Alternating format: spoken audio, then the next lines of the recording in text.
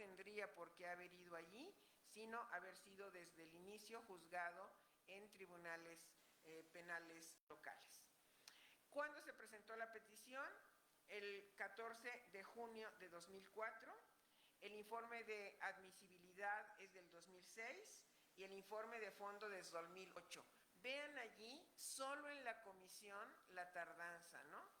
¿Cómo puede un caso tan grave, pero son tantísimos los que llegan a la Comisión Interamericana, que estamos totalmente rebasados?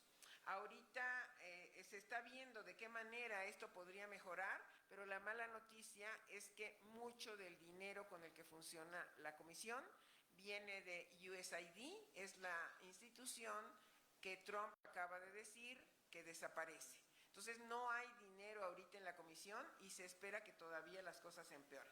Pero regresemos al caso que estamos viendo. La remisión a la Corte Interamericana se hizo el 7 de mayo del 2009 y lo que pidió la Comisión Interamericana a la Corte es que declarara que el Estado mexicano era responsable por la violación a diversos artículos de la Convención Americana sobre Derechos Humanos, que le llamamos Pacto de San José, la Convención Americana de Belém do Pará, que es la que específicamente tenemos para violencia contra las mujeres, y la Convención Interamericana para prevenir y sancionar la tortura. Esos son los instrumentos jurídicos que dieron base a la petición de la Comisión Interamericana. ¿Qué dice el artículo primero? Pues que está la obligación de respetar los derechos humanos. El segundo, de adoptar disposiciones de derecho interno que prevean cualquier situación semejante. Y ya personalmente el derecho a la integridad personal, a que se den todas las garantías judiciales en un proceso, la protección a la honra y a la dignidad, la libertad de asociación, la igualdad ante la ley y la protección judicial. Esos son los artículos que vienen como fundamento de lo que hizo la Comisión Interamericana. Vean esto, entonces la comisión allí reciben el caso, ahí se sustancia, si lo consideran relevante lo mandan a la Corte Interamericana, la Corte Interamericana le da vista al Estado mexicano, el Estado mexicano tiene la oportunidad de defenderse y de contestar. Entonces, en la contestación de la demanda, el Estado interpuso la excepción de incompetencia de la Corte Interamericana para conocer de violaciones a la Convención Interamericana para prevenir, sancionar y erradicar la violencia contra la mujer. Y posteriormente, en la audiencia pública, el Estado retiró la excepción. Era realmente una cosa, pues claro que tenemos posibilidades de que esta Convención de Belém do Pará nos sirva de base y ha servido para base en muchos casos. Es una excepción que realmente no tenía sentido y qué bueno que lo retiraron. Luego, la Corte Interamericana dijo que era competente en los términos del artículo 62.3 de la Convención para conocer el presente caso, dado que México es Estado parte de la Convención Americana desde 1981 y reconoció la competencia contenciosa del tribunal en el 98. Aquí les quiero aclarar que muchos países son parte de la Convención Americana, la ratificaron, pero no ratificaron la competencia contenciosa. Son mucho menos países los que aceptan que la Corte los juzgue y la mayoría, sobre todo de los países del Caribe, no aceptan la competencia contenciosa de la Corte. Una de las razones que dicen es que son más ágiles sus procesos basados en precedentes, porque la mayoría del Caribe tiene el sistema inglés y no el sistema nuestro, y por esa razón no han ratificado eso, pero México tiene ratificadas las dos cosas, tanto la convención como se somete a la parte contenciosa. Bueno, entonces el Estado depositó los instrumentos, aquí se dice cuándo México ratificó la Convención de la Tortura y la Convención de Belém do Pará. Y luego viene el análisis de fondo. A la Corte le resultó evidente que la violación sexual es un tipo particular de agresión que en general se caracteriza por producirse en ausencia de otras personas más allá de la víctima. Y el agresor o los agresores por lo que no se puede esperar la existencia de pruebas gráficas o documentales y por ello la declaración de la víctima en casos de violación constituye una prueba fundamental para el hecho. Porque en la prueba médica que le hicieron en México se dijo que no había huellas de agresión, pero hay que ver cuándo se hizo, quién la hizo y qué control tuvieron los militares de ese proceso. Pero aquí la Corte dice, si la víctima dijo que sufrió una violación, no se puede pedir que haya testigos o que alguien más dé alguna prueba documental, basta su dicho para proceder. La Corte examinó si los hechos se subsumen en la figura de la tortura. ¿Qué analizó para eso? La intencionalidad, el sufrimiento físico o mental severo y la finalidad. ¿Con qué finalidad la violaron? ¿Qué estaban buscando los militares para someter a violación y equivalente luego a tortura a esta mujer indígena de Guerrero?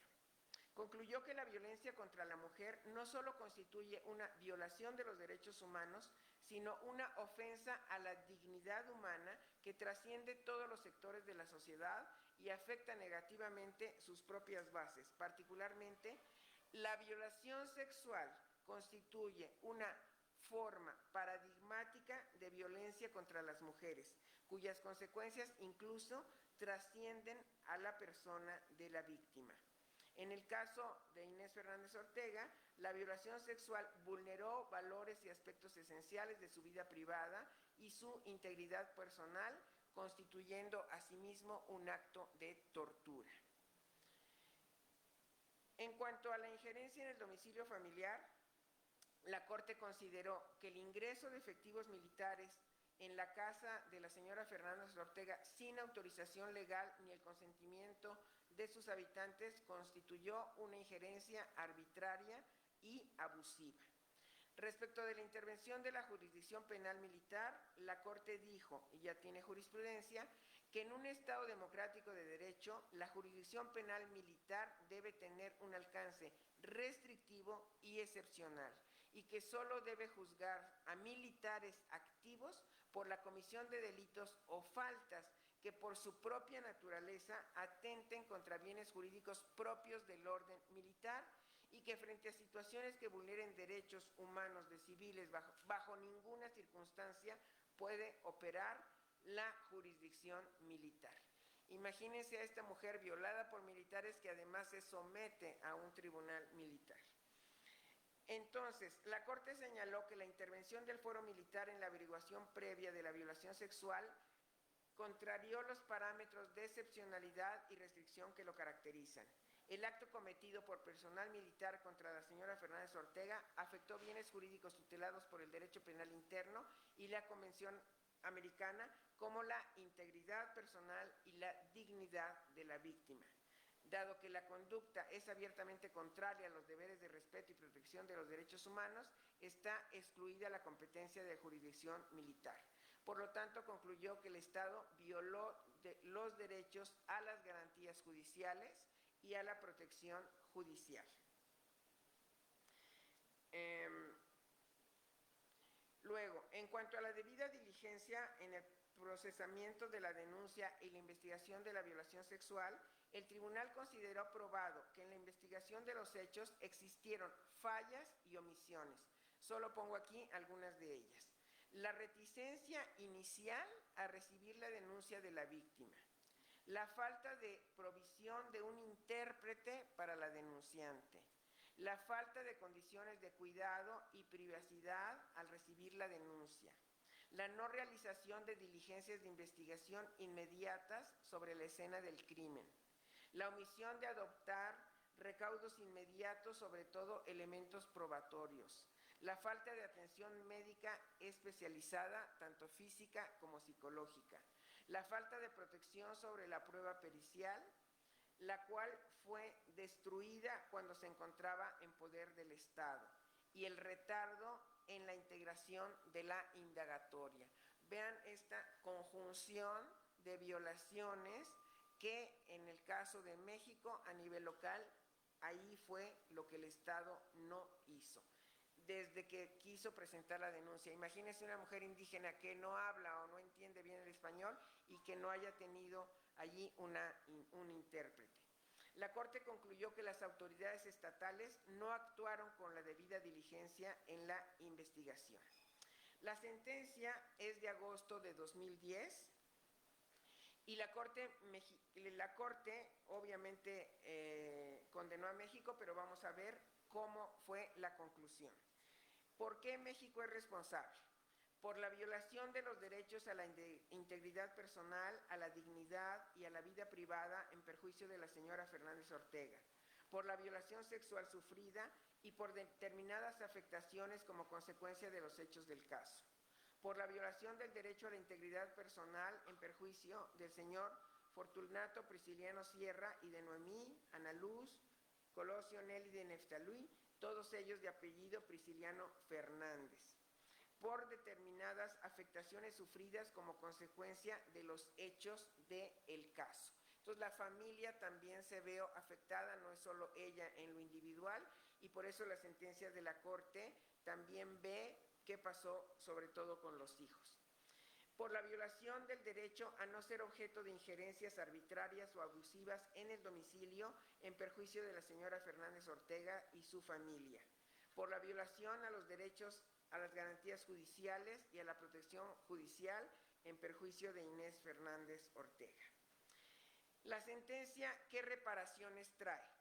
La Corte dispone que la sentencia de excepción preliminar, el fondo, las reparaciones y las costas constituye per se una forma de reparación, pero el Estado deberá, y aquí viene, conducir en el fuero ordinario eficazmente dentro de un plazo razonable la investigación y, en su caso, el proceso penal que tramiten en relación con la violación sexual de la señora Fernández Ortega, con el fin de determinar las correspondientes responsabilidades penales y aplicar en su caso las sanciones y demás consecuencias que la ley prevea. Porque no es que el Estado mexicano dejó de hacer lo que dejó de hacer, sino quiénes fueron esos militares culpables de la violación y en fuero común sancionarlos y ver la responsabilidad que tuvieron y cuál es la consecuencia penal para ellos. De acuerdo con la normativa disciplinaria pertinente, examinar el hecho y la conducta del agente del Ministerio Público, porque a veces hay complicidades de los ministerios públicos o miedos de los ministerios públicos cuando de militares se trata, y sobre todo si a personas comunes como cualquiera de nosotros en el medio urbano tenemos dificultades en la presentación de una denuncia, imagínense en el municipio de Ayutla de los Libres a Inés. Bueno, de acuerdo con la normativa disciplinaria pertinente, examinar el hecho y la conducta del Ministerio Público que dificultó la recepción de la denuncia presentada por la señora Fernández Ortega.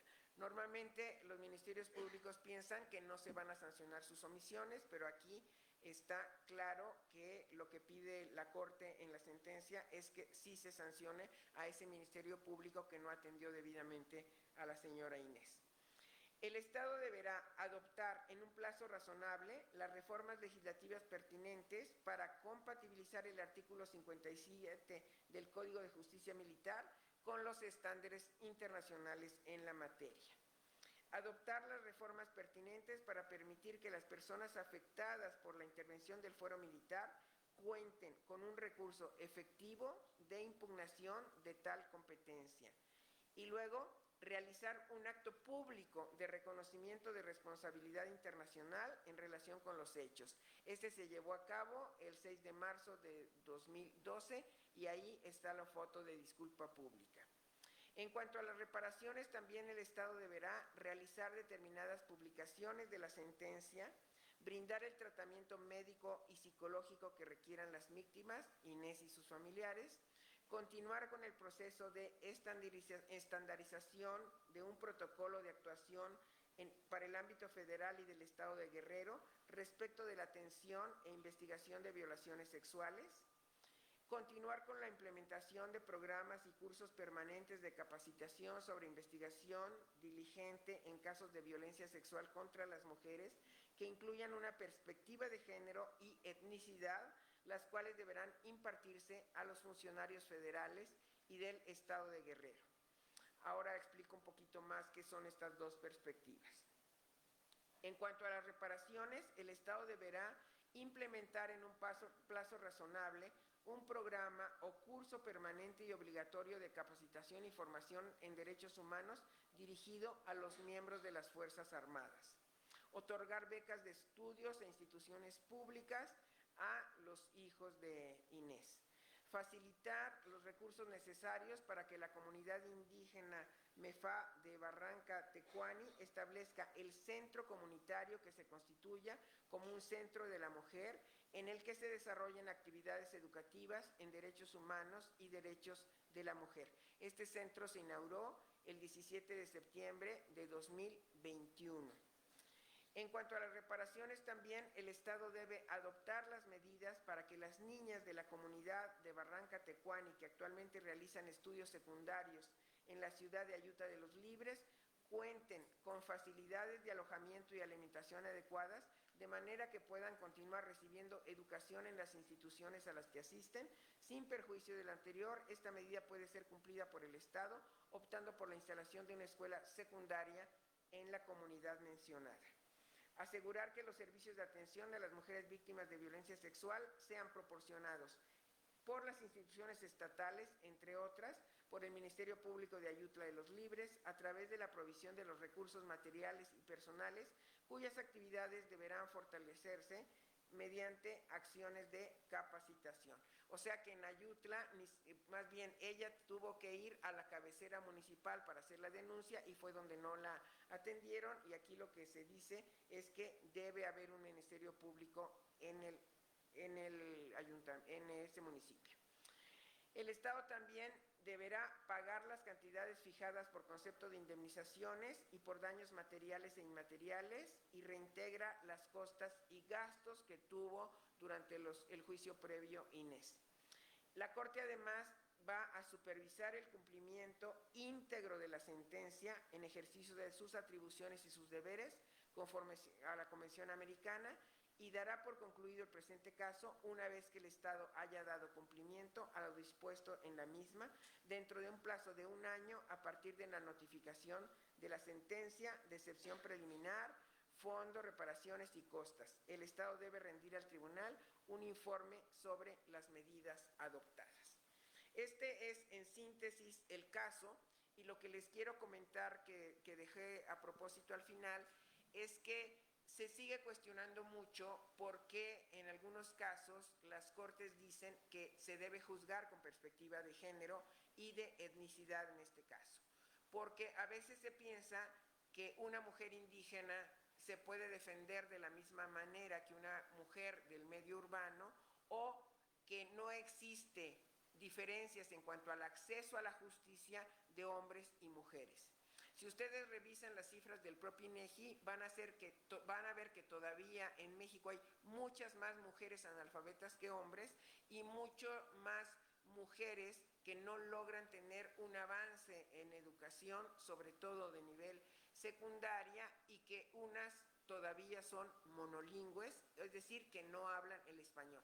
Sí hay una diferencia entre el hombre rural y la mujer rural o la mujer indígena, porque las condiciones en las que ellas viven son distintas en cuanto a su capacidad de defensa y en la posibilidad de que ellas puedan acceder a la justicia de manera igual.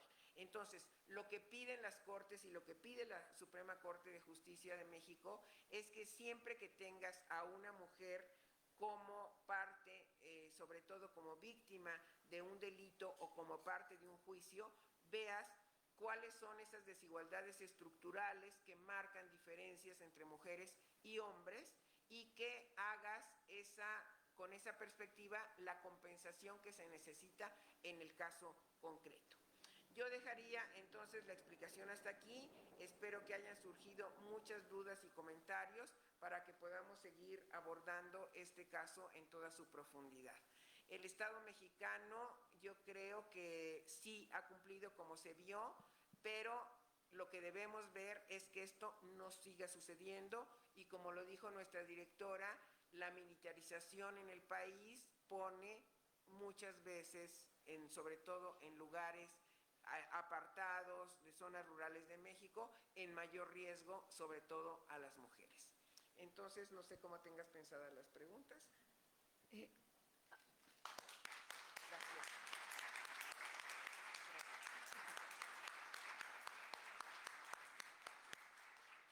Agradezco los comentarios de la doctora Leticia Bonifaz.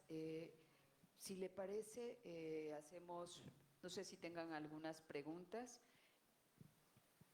dudas, reflexiones. Por favor, doctor Miguel Morales Lizárraga. Muchas gracias. Buenas tardes. En cuanto al cumplimiento de sentencia, doctora, los responsables ya fueron localizados y penados. Fíjate que no tuve el cuidado de ver cómo está la situación. Realmente yo creo que si ya hubieran sido penados, ya hubiera sido noticia nacional y ya nos hubiéramos enterado. Yo creo que es un caso más de impunidad, pero no tendría la certeza de decírtelo al 100%. Muchas gracias. Me parece que ese es un grave problema en general con todas las sentencias contra México, que se quedan muy cortos. Seguimos con sentencias muy viejas y que no se han cumplimentado. Exacto, porque lo que quisiéramos no es solo que le den esta parte económica, que se diga, sino que alguien, quienes fueron responsables, que cumplan su condena, y allí seguramente el ejército protege a sus militares y ese es el gran problema en el que estamos. De todas maneras, quienes hacen seguimiento del caso, les voy a preguntar si tienen el dato o no, nada más para contestarte bien, pero seguimos con la que sigue.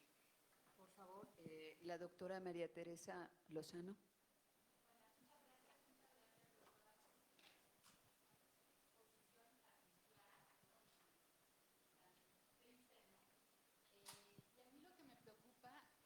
A mí lo que me preocupa es lo que usted mencionaba acerca del apoyo que se le está quitando a la Corte Interamericana y a la Comisión Interamericana, porque parece que la tendencia va para allá, ¿no? Que todos estos organismos internacionales pues están como en, no sé, en peligro quizá de extinción, y algo que se logró con tanto éxito los últimos, no sé, 20 años, como pues en picada, ¿no? Y no sé si algo más nos pueda comentar al respecto de esta situación. Muchas gracias. Pues realmente yo estoy muy preocupada porque tenemos un retroceso. La era Trump tiene una marca de fin de todo lo que hemos avanzado, ya no solo a nivel México, sino a nivel mundial, porque para él no solo no existen estas desigualdades que son tan obvias, no existen, ahorita tiene no solo una ataque directo a las personas trans, así como si fuera obsesión para él de desaparecer todo lo que se haga con las personas trans, pero creo que quienes más nos vamos a ver afectadas en este retroceso somos las mujeres, por supuesto, pero también migrantes, que ya se vio que es clarísimo el retroceso, toda la comunidad LGBTI, aunque los trans sean los que están más en el foco, pero ya no les digo las poblaciones y minorías de todo el mundo, porque de inmediato se está como contagiando esta idea para restringir derechos. Yo creo que otro día podemos analizar a fondo qué pasa en El Salvador, incluso ver la última sentencia de Beatriz contra El Salvador, pero incluso se está como poniendo como el gran modelo, el de Bukele, a pesar de que viola todos los derechos humanos. Entonces sí estamos en un franco retroceso y la falta de recursos va a llevar a ahorcar a comisión y a corte. Esto sumado a que en los últimos años han procurado que lleguen perfiles muy conservadores que vayan en contra de los derechos básicamente de mujeres y de población LGBTIQ+, y eso sí nos debe preocupar. Es el escenario que tenemos, no sabemos cuánto va a tardar este avance y en qué tiempo vendrá el retroceso, que nos obliga a ser mucho más cuidadosos en nuestro orden interno, que por desgracia va acompañado de la sustitución de casi la totalidad de los jueces en nuestro país, así que no hay un muy buen panorama el que tenemos enfrente, pero más que darles a ustedes pues este mensaje de impotencia, yo les diría que ya no nos va a tocar a nosotras la reconstrucción, pero a ustedes sí, y tenemos que darle los elementos y las herramientas para que a ustedes les toque. Eso, créanmelo, que les va a tocar rehacer este mundo, y por la edad que tienen van a tener muchísimas posibilidades de incidir, y veámoslo así como la oportunidad que van a tener ustedes de rehacer este mundo que desafortunadamente a mi generación le tocó ver cómo se desmoronaba ante nuestros ojos a pesar de nuestra lucha de muchísimos años. Atrás también está la doctora Patricia Lira, por favor. ¿Qué tal? Muy buenas tardes a todas y todos. Pues primero celebrar que estamos por primera ocasión, en lo que yo recuerdo, analizando sentencias con perspectiva de género desde la Corte Interamericana. Esto no había sido posible hacerlo en un foro, y me encanta ver a muchos alumnos, mis alumnos aquí también en este evento, porque el mensaje que da la doctora es muy claro. Me parece que tenemos que escucharlo porque nos toca precisamente formar a los que estamos aquí, a esta clase de juristas, mujeres y hombres, que hagan esa defensa de derechos. A mí me preocupaba mucho este panorama que nos muestra la doctora, y creo que en ese sentido, en este retroceso, no solamente por un personaje, sino que es reflejo también de la propia sociedad norteamericana, la sociedad también latinoamericana, porque también tenemos en Latinoamérica personajes, ¿no?, por decirlo de esa forma, en ese retroceso de los derechos. Y yo me sumaba con otro evento que también fue muy bonito, que se hizo ya hace unas semanas, acerca precisamente de la igualdad sustantiva, que los derechos de las mujeres, de los grupos en situación de vulnerabilidad, siempre tienen que estar en constante reclamo, porque pasa de que no debemos de pensar ya se logró, tenemos una legislación, ya un marco normativo a 20 años, maravilloso en respeto de los derechos. No es así, porque vemos precisamente estos escenarios y observamos precisamente las violencias, y es cuando menos debemos de pensar que ya el panorama ya está con ese respeto de derechos, y por lo tanto no tendríamos que hacer nada. Entonces me sumaría y agregaría precisamente esta parte, un cuestionamiento que me parece relevante en cuanto a las personas que hoy integran la Corte Interamericana. Los últimos procesos nos hemos dado cuenta, como bien lo acaba de decir hace un momento la doctora Leticia Bonifaz, de los perfiles de estas personas. Lamentablemente no tuvimos la gran oportunidad de que tuviéramos a nuestra primera mujer integrante mexicana, que es la doctora Leticia Bonifaz, como lo dijo ya la doctora Socorro Apresa, con una gran trayectoria, no solamente como jurista, sino académica, y pensar que estuvo a punto de llegar, pero precisamente ese tipo de eventos son los que hacen pensar que estas instituciones están debilitándose y que sirven a otro tipo de intereses, ¿no?, que es algo que también se ha analizado un poquito en nuestros espacios, tal vez de carácter económico, político, pero invitar precisamente a nuestros estudiantes a que se sumen. Tenemos hoy ya una materia que es importante, optativa, que es la de género y derecho en nuestra facultad, también pionera, y ahí la doctora Sonia Venegas impulsó precisamente el tener esta asignatura que ninguna licenciatura en ninguna otra universidad la tiene.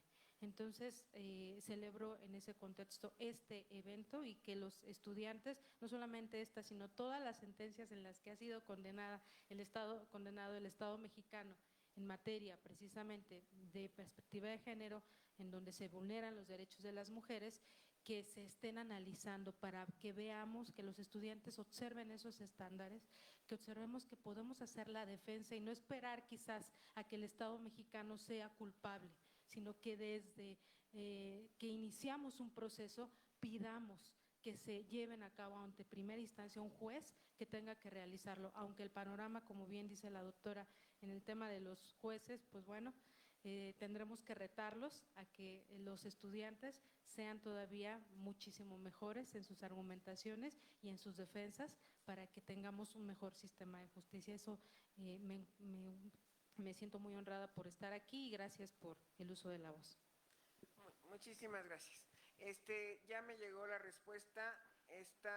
Por fin sentenciaron a uno de los militares, nada más a uno, faltan 9. La sentencia se dictó en 2023. Imagínate. No fue nota nacional, quedó perdida, pero en el 2023 ella declaró que le daba mucho gusto de haber ganado la batalla a ese gran poder que es el poder militar. Pero hay un preso, un militar preso. La doctora Trilce está allá, por favor.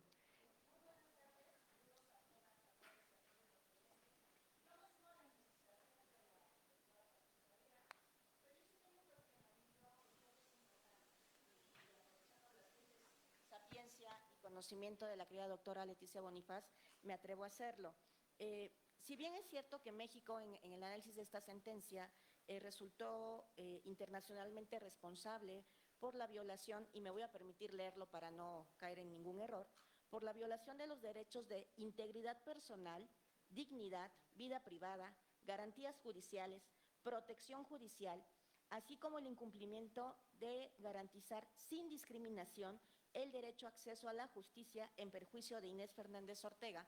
Esto es lo que dice la sentencia, que fuimos internacionalmente responsables, como ya no los explico, pero ¿qué impacto real ha tenido en las políticas internas y en la normativa interna del país? Si bien es cierto, es muy importante no caer en la impunidad y que efectivamente sean sancionados y entrar a la cárcel, lo que se tenga que hacer a los responsables directos, pues el Estado mexicano tiene una responsabilidad internacional. ¿Y qué es lo que hemos hecho? Hemos hecho algo porque obviamente, lamentablemente, como también nos los explicó desde el principio, no es el único caso en la Corte donde hemos sido señalados como responsables internacionales de violaciones graves a los derechos humanos, sean o no de género. Entonces, ¿qué políticas, qué impacto real ha tenido? O sea, quiero ver un poquito como la luz al final del camino sin morirme, o sea, de que vamos por buen camino, que sí sirven los mecanismos de control internacionales en protección de derechos humanos. Gracias.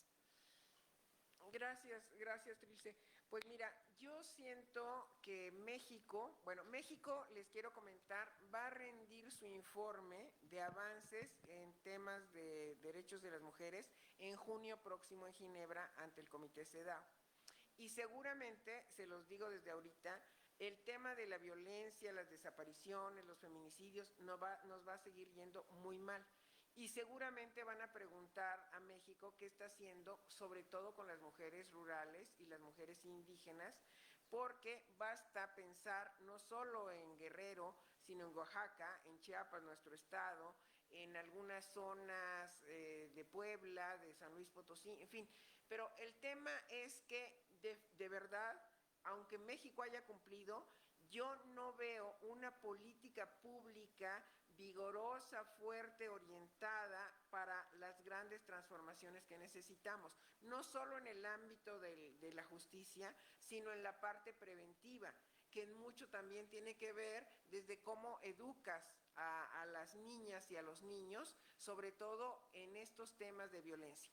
Por eso, hoy se hablan de masculinidades positivas y de cómo se controla el tema de la violencia, pero no necesariamente. Si todo va al Ministerio Público y todo va al Poder Judicial, pues se hace un embudo horrible.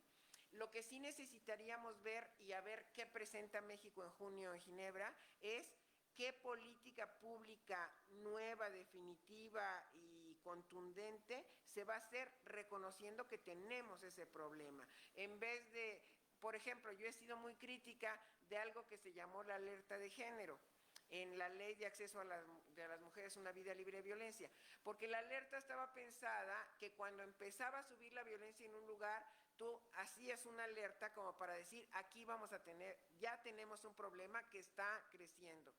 Y por burocracia, las alertas tardaban en declararse 2, 3, 4 años, pues ya no había alerta, ya todo había pasado, y en las autoridades ellos mismos se cubrían porque para declarar una alerta al inicio participaban todos los gobernadores. Entonces, el primero fue Erubiel Ávila, de no me declaren la alerta, entonces yo hago para que no te la declaren a ti, como si fuera un tema, no de las mujeres que están muriendo. Pero después de ese paso que no fue bueno o que se distorsionó de las alertas, no hemos tenido un avance, y vamos a ver ahora en la cercanía del 8 de marzo, que se diga, así estamos y qué es lo que va a seguir de manera contundente, independientemente de los casos específicos que donde hemos sido condenados. Por favor, aquí también, licenciado Axel, por favor.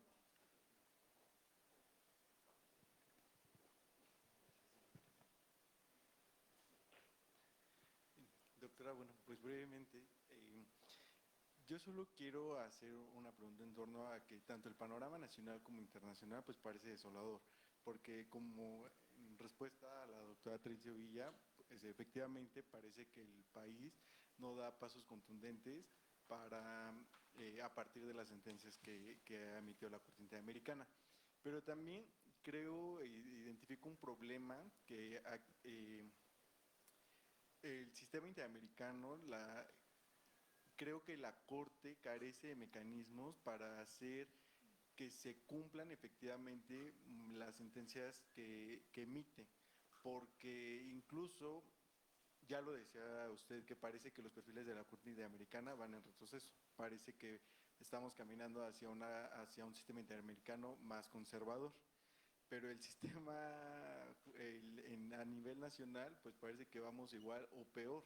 Primero, pues ya lo decíamos del Poder Judicial. Segundo, porque parece que el cumplimiento de la sentencia lo estamos dejando a la buena voluntad de los estados de cumplir con la sentencia. Pero tenemos recientemente, durante este sexenio y el pasado, tenemos la sentencia del caso de Reyes Alpizar y el caso Zompazle Tecpile, donde nos están sentenciando por la prisión preventiva oficiosa, y en lugar de hacer políticas de prevención o algo, o de implementar otros mecanismos, pues pareciera que vamos en total desacato, ¿no? Y ahora vamos a ampliar el catálogo y si ellos se están viendo conservadores, pues nosotros más. Entonces creo que sí debemos de repensar el funcionamiento del sistema interamericano de derechos humanos y dotar de verdaderas herramientas que garanticen el cumplimiento efectivo de las sentencias que está emitiendo el sistema interamericano, porque si no, con sentencia o no, digamos que estas dos últimas sentencias del Estado mexicano en materia de prisión preventiva oficiosa, con ellas o sin ellas estamos peor, ¿no? Solo eso. Totalmente de acuerdo. La preocupación es cuando yo escucho declaraciones de funcionarios públicos que ni siquiera entienden el sistema interamericano y que te lo dicen como hay violación de nuestra soberanía. A ver, ¿por qué somos parte del sistema interamericano? Porque firmamos el pacto, la Convención Americana, porque nos sometimos a esa jurisdicción. No es que alguien en una cuestión de un Estado superior, no.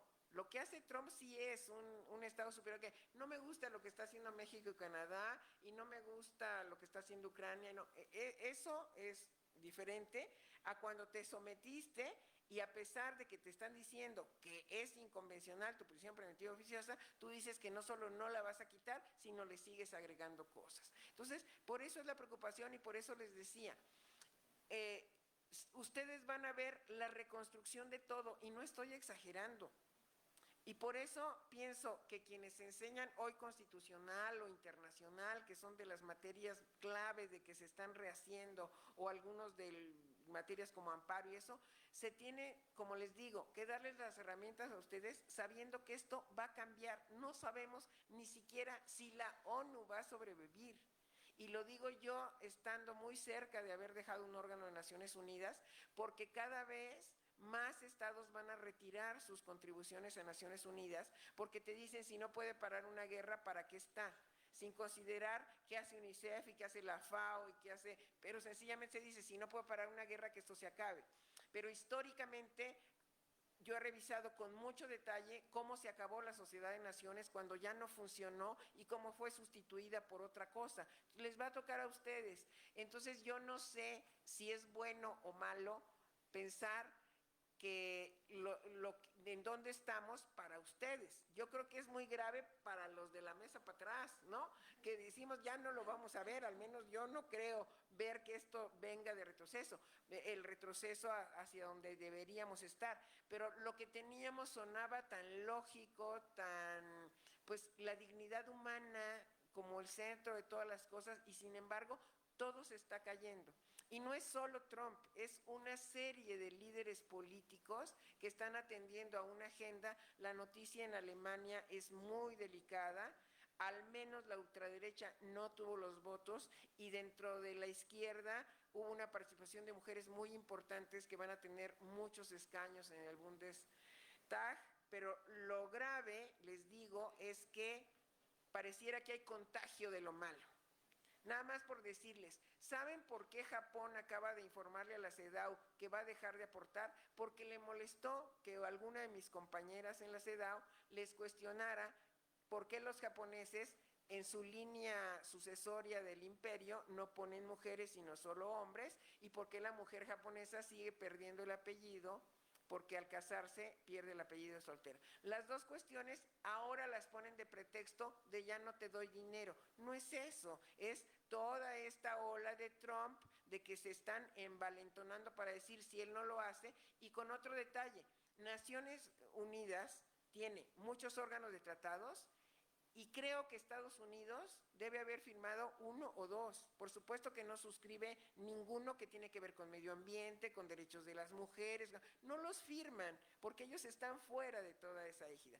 Pero en tu pregunta lo que más me preocupa es que ni siquiera se entiende qué es el sistema. Lo puedo decir con nombre y apellido. El que no entiende qué es el sistema, entre otros, es Adán Augusto, líder del Senado. Y decir, es que está afectando la soberanía. Si justamente cedimos parte de la soberanía para ser parte de esta convención. Pero en fin, yo sí quisiera, ya se lo había dicho a la directora, hace mucho que no doy clases en licenciatura, solo en el posgrado, pero quiero regresar con ustedes para empezar la reconstrucción. Yo ya tendría que estar pensando más en jubilarme, pero no. La verdad, las playas pueden esperar, la facultad no, y es aquí a donde tengo que hacer esta tarea de irles dando las herramientas para reconstruir el mundo. Al menos a mí es la esperanza que tengo, la única, son ustedes.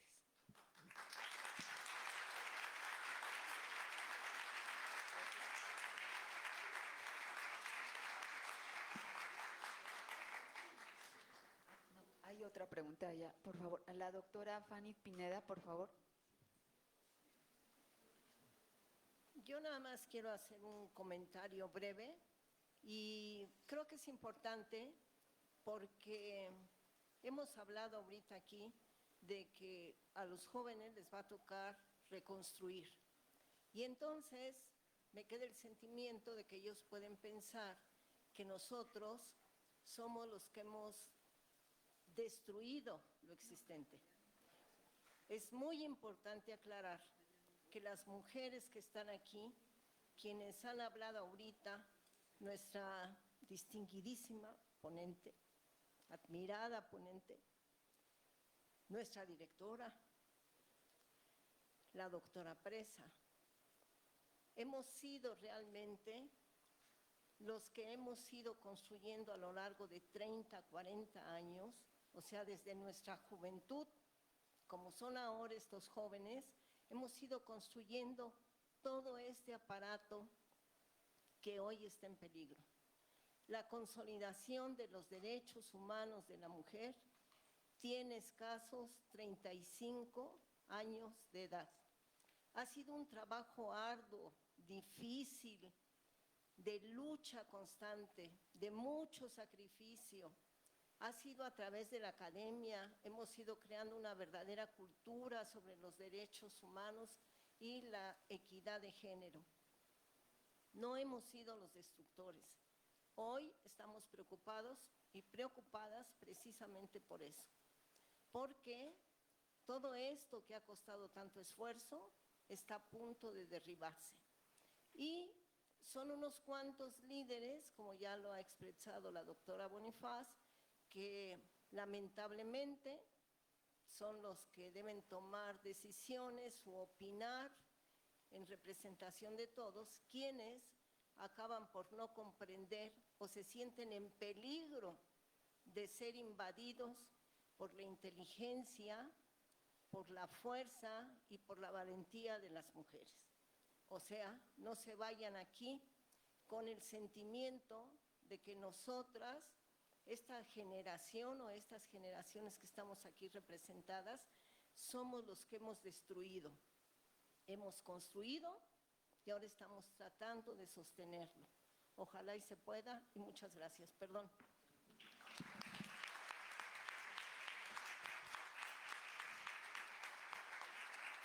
Gracias, Fanny. Había que aclarar que somos la generación que vio la destrucción de lo que nosotros mismos construimos, y eso es lo que más duele, porque fueron muchísimos años de estar en una lucha y pareciera que de un plumazo se puede ir por atrás.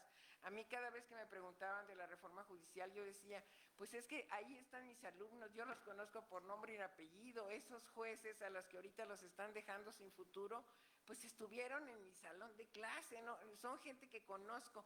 Emotivamente me pega más por la cercanía de eso y por el trabajo de muchísimos años en esta lucha, que se está viendo que alguien puede de un plumazo decir que va para atrás. Y por eso yo creo que lo que quiero que quede claro es que la reconstrucción difícilmente ya nos toque a nosotros, pero podemos dar los elementos para que le toque pues a las personas que tienen que construir no solo una justicia mejor, sino en general un mundo mejor. Bueno, creo que continuaríamos, no nos bastaría el día de hoy, porque estamos hablando de construir nuevos imaginarios, que es lo que nos está invitando la doctora Leticia Bonifaz, pero sí creo que es muy importante dejar claro, muchos de los estudiantes de esta Facultad de Derecho, a través de los litigios estratégicos, también han tenido una labor muy importante, la siguen teniendo y son un parangón precisamente en esa deconstrucción, pero también en esa construcción de nuevos imaginarios. La Comisión Interamericana, precisamente la persona que recibe las peticiones individuales, es egresado de esta Facultad de Derecho, Jorge Humberto Mesa Flores, y también empezó con los equipos de litigio. ¿Qué hay que decirles a ustedes, invitar? Hay algo que un día me dijo el doctor Fixamudio, que en esta Facultad de Derecho estaban las mentes más brillantes y que era un lujo estar aquí. Y definitivamente es así. Y pues realmente estoy más que fascinada con la charla de la doctora Bonifaz y ya me emocioné de más, así que voy a ceder lo que es el uso de la voz a nuestra directora, la doctora Sonia Venegas.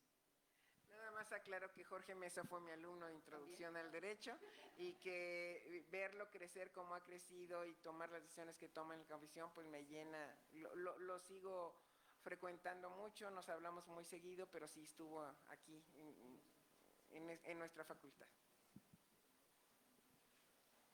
Bien, pues muy enriquecedora esta sesión, tanto por la magnífica y brillante exposición del caso por parte de la doctora Leti Bonifaz, como por las reflexiones de los docentes, alumnos de esta facultad. No obstante, las tristes conclusiones del caso propiamente, que fui tomando aquí nota, la violencia sexual como una forma de violencia estructural, la impunidad y la falta de acceso a la justicia, la responsabilidad del Estado en la protección de los derechos humanos, la perspectiva intercultural de los derechos humanos en el ámbito judicial, el reconocimiento de la violencia sexual en conflictos y situaciones de vulnerabilidad, el derecho a la reparación integral a las víctimas, el fortalecimiento de los mecanismos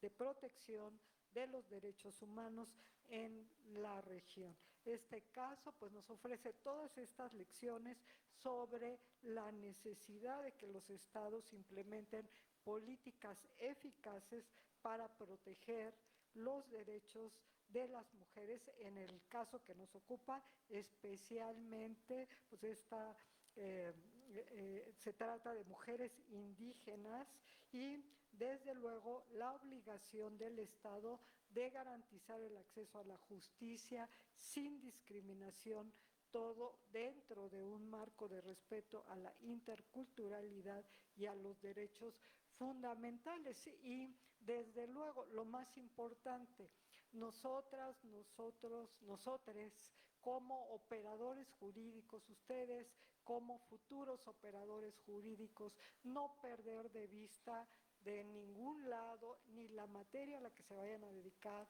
esta perspectiva de género y la defensa de los derechos humanos debe estar presente. Es transversal a cualquier materia a la cual ustedes vayan a elegir dedicarse al final.